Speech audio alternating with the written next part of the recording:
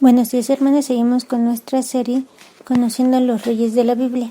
Y vamos a seguir con la línea de Jeroboam, que son los reyes de Israel. Aún sigue gobernando el rey Asa.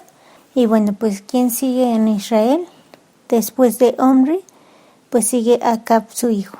Y bueno, como les comenté un poco ayer, en el devocional de ayer, como fue que esta dinastía va a durar 44 años y que fue una decisión tan incorrecta la que toman el pueblo de Israel para elegir a Omri. Y bueno, pues aquí viene Acab. Acab comienza a reinar en el año 38 de Asa, rey de Judá. Él reina durante 22 años. Ya llevaba a su papá, acuérdense que su papá gobernó 12 y él gobierna 22. Entonces dice que, bueno, como mencionamos en la clase pasada, Omri alenta a su hijo Acab para que se casara con Jezabel, que era hija de Etbal, que era rey de Tiro y rey de los Sidonios. Como les recuerdo, pues ahí se introduce el culto de Baal y Asera. Bueno, pues debido a ello, pues Acab se vuelve un mal gobernante. Ella era ambiciosa, Jezabel era ambiciosa, idólatra, así que pues como poco a poco va introduciendo tantos cultos paganos al pueblo de Israel. Acab erige en Samaria un templo propio a Baal. Imagínense hasta qué grado llega esa contaminación, que ya hasta se le hace un templo, y peor aún que el propio gobernante lo erige, ¿no? Lo levanta. Baal era una divinidad de varios pueblos situados en Asia, y su influencia era por los fenicios, cartagineses, caldeos, babilonios, sidonios y filisteos. Su significado su nombre se aproxima a la de amo o señor.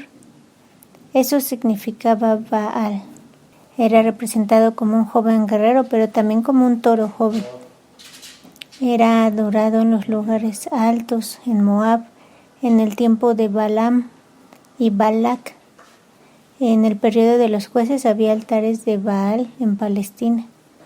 Y como les había dicho, en el tiempo de Acab y Jezabel, casi se suplantó la adoración al Señor por la de Baal. Imagínense hasta qué punto llegó esta adoración. Y bueno, aquí solamente vemos y les estoy comentando cómo lo adoraban, cómo habían levantado templos para él, pero lo que se hacía ahí era terrible.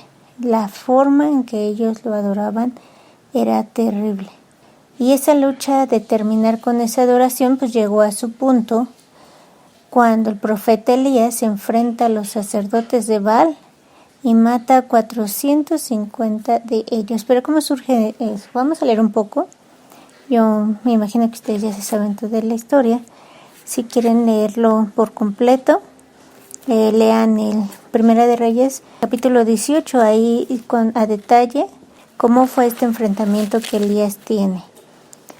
Y vamos a leer el versículo 20, donde dice: Entonces Acab convocó a todos los israelitas y a los profetas al monte Carmelo.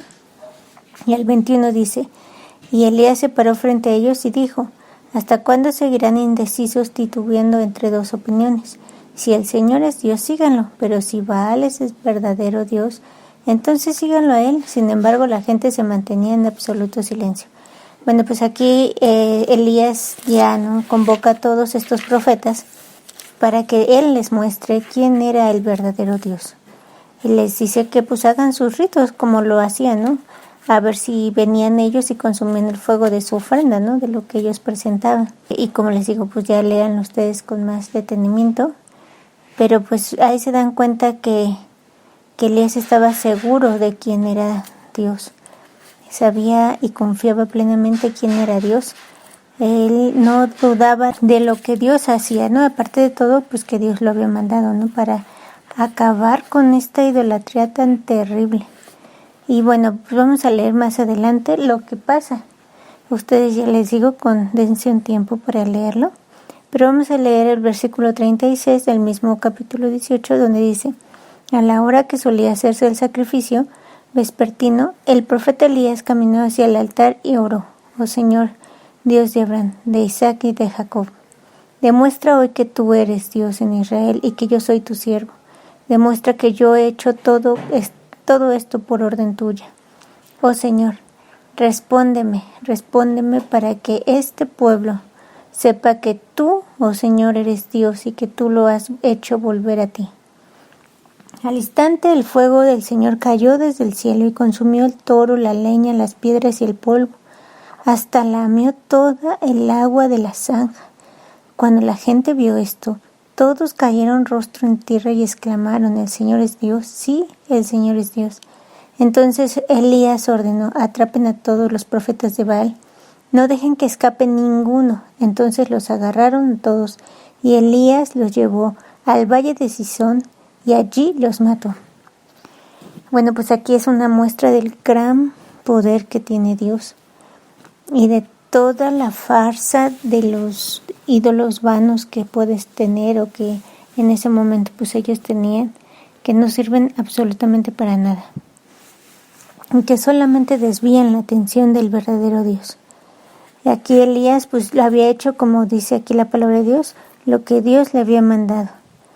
Dios le dijo que hiciera eso. ¿Por qué? Porque iba a mostrar su poder. Y bueno, pues ahí extermina a 450 de ellos, pero pues lamentablemente el culto volvió a surgir. Pero más adelante fue destruido por Jehú. Más adelante vamos a ver ese profeta Jehú, cómo es que también trata de destruirlo, aunque no crean que esto se acabó. Tristemente el corazón del hombre siempre tiende a hacer lo malo. Y bueno, algunos reyes se oponían, ¿no? Algunos reyes de Israel se oponían, otros les rendían culto. Una sube y baja de decisiones que, por supuesto, cada mal decisión trae muchas consecuencias. Acab también molestó en gran manera a los profetas de Dios. Cometió diferentes atrocidades para provocar la ira de Dios. Sus acciones fueron más violentas que todos los reyes anteriores. Imagínense que yo les leí que Omri hizo lo peor, peor aún que los demás, ¿no? Y Acab hizo peor que su padre. Entonces Dios les envía 3 años de sequía y hambre para que el pueblo solo le reconociera a él. A pesar de que Dios muestra su poder manifestándose con todos los sacerdotes de Baal, no le basta a Acab y comete otro terrible crimen, que es, por consejo de su esposa, pues mata a su vecino Nabot para apoderarse de su propiedad. Su periodo de Acab se considera como el más próspero junto con su padre. Sin embargo, se dice en la Biblia que hizo más para provocar la ira de Dios que todos los reyes anteriores a él.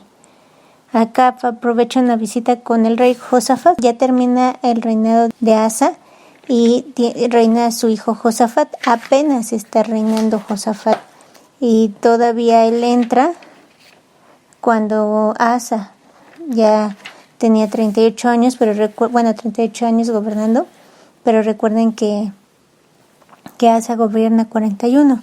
Entonces, durante el reinado de Acab se acaba el reinado de Asa y sigue su hijo Josafat. Y fíjense que Acab tiene como una alianza con ese rey, con Josafat, donde Acab le propone una expedición a Josafat. Pero bueno, vamos a adelantar un poquito ese tema, donde le propone una expedición para recobrar Ramot de Galat al otro lado de del Jordán, perdón. Y bueno, pues eso también trae consecuencias. Lo vamos a ver después qué pasa con ese rey de Judá. Su muerte fue predicha a través del profeta Miqueas. Acab se disfraza para evitar la tragedia de la profecía, pero un soldado del ejército enemigo, tirando al azar, hiere mortalmente a Acab. Y como había profetizado Elías años antes que su sangre iba a ser lavada sobre su carro en el estanque de Samaria, y los perros lo iban a lamer, ¿no? Iban a lamer esa sangre. Otra trágica forma de morir, otra forma terrible de terminar un reinado, todo por esa terrible forma de gobernar. Pero vámonos mucho más atrás, al principio de esta serie, cómo Dios ya había dicho todo eso. cuando ellos desecharon a Dios, Dios dijo que iban a ser tiranos los que los iban a gobernar. Y pues bueno, aquí están, ¿no? Aquí están muchos años después de que Dios había dicho eso a Samuel, pues aquí están las consecuencias y siguen viviendo las consecuencias. Peor aún, ¿no? Ahora ya tienen demasiados ídolos y bueno, una serie de cosas terribles que hacen y cometen, pecados que se van acumulando, todo porque se olvidaron de Dios, de saber y reconocerle a Él. ¿Y qué podemos aprender de acá? Bueno, pues algo bueno de Él, pues no.